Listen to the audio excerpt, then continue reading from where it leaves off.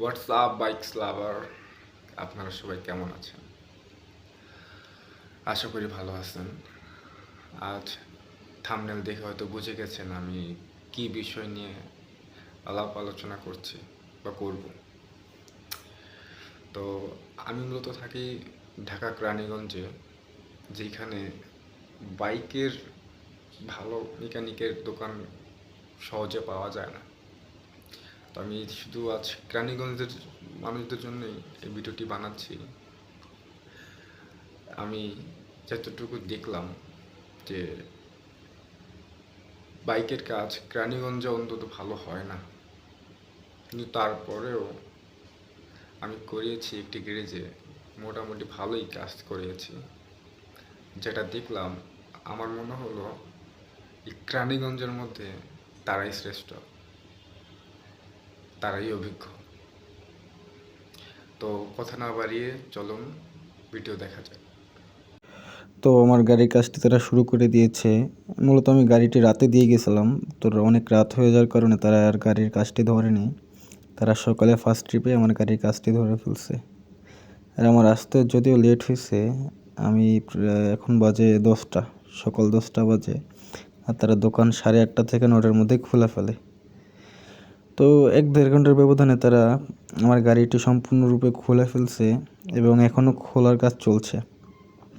বর্তমানে তারা timing chain এবং আরও কিছু জিনিসপত্র তারা ঘাটিয়ে দেখছে, খুঁটিনাটি দেখছে, কোথাও কোনো সমস্যা আছে কি না বা কোথাও কোনো ফলস আছে কি না, তারা সব খুব মনোযোগ দিয়ে দেখছে। আসলে তাদের কাজ অতটাও খারাপ না। আমি মনে করি রানীগঞ্জের মধ্যে তারাই বেস্ট। তো সাথেই থাকুন, দেখতে থাকুন বাকিটা।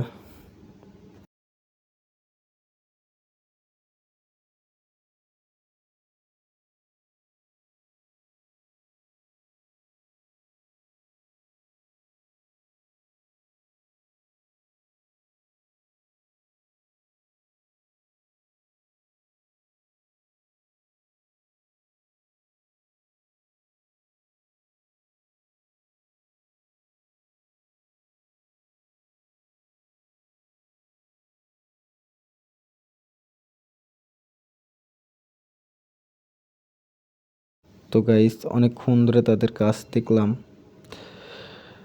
বসে আছি গাড়ির পাশে এখনও, আর খুঁটিনাটি দেখছি যে গাড়ির ভিতরে কত কিছুই তা থাকে, তাই না? চালানোর সময় এটা মনে থাকে না। যখন একটা জিনিস নষ্ট হয়ে যায় না ভাই, তখন যে কি কষ্ট একজন বাইকারই জানে। তার পকেট ফাঁকা হলে কতটাই না কষ্ট লাগে।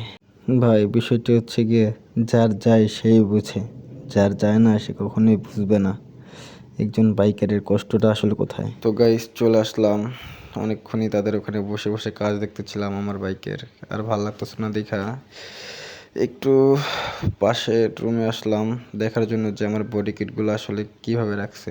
তো দেখতেই পাচ্ছেন, এক টিকিটের উপর আরেক টিকিট, এই জিনিসটি খারাপ, এটি ভাল লাগে নাই। কিন্তু আর একটি কথা, যে তাদের গ্যারেজে কিন্তু অসংখ্য বাইক আসে সার্ভিসিংয়ের জন্য। যেমন দেখতে পাচ্ছেন ওই মাথা থেকে ওই শেষ মাথা পর্যন্ত শুধু বাইক আর বাইক। তাহলে একটি গ্যারেজ কতটা ভালো হলে বা কতটা নাম করা হলে এত বাইক সাজানো থাকতে পারে। তো আমিও নাম ডাক শুনে আসছি আর কি, এমনি এমনি আসিনি। তো দেখা যাক, এখন চলছে ম্যাগনেটের কাজ। তারা করছে আস্তে ধীরেই। তাদের এটাই ভালো যে আস্তে ধীরে সব কিছু করাই ভালো, তো তাড়াহুড়া না করা। তাড়াহুড়া করলেই ঝামেলা পাকে। তারা সব কিছু আস্তে ধীরে করছে।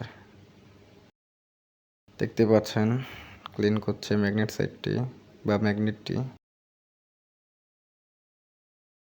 এটার নাম কি কে জানে, এটাও পরিষ্কার করছে। যারা যারা এটার নাম জানেন দয়া করে একটু কমেন্টে জানিয়ে যাবেন। আসলে এটার নাম আমি জানি না। এটা ভালো করে ক্লিন করছে, ফিট করে ফেললো। এখন এটা কি আবার, বোল্ডেসারের মতন দেখতে, যদিও নাম জানি না। তারপর এটাও ফিট করে ফেললো, এটাকে এখন ফিট করবে। তো অলরেডি ফিট করে ফেলছে।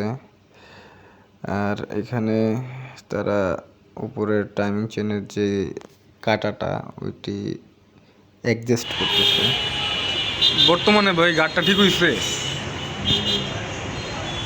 যাক, তো এই জিনিসটা আমি যতটুকু শুনলাম এটা নাকি অনেকটাই কঠিন, সবাই নাকি এটা মিলাতে পারে না, এটা নাকি অনেক সেন্সিটিভ। তো দেখি মনোযোগ দিয়ে তারা কী কী করে, সাথেই থাকুন।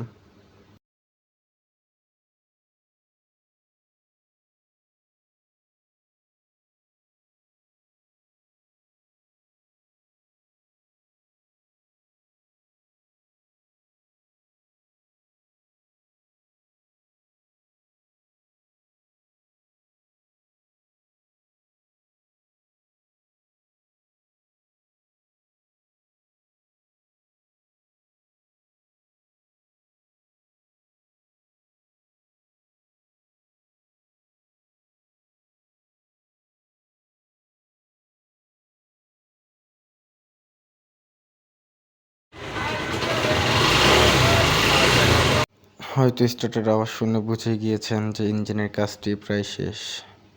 তারা সফলভাবেই ইঞ্জিনের কাজটি সম্পন্ন করেছে।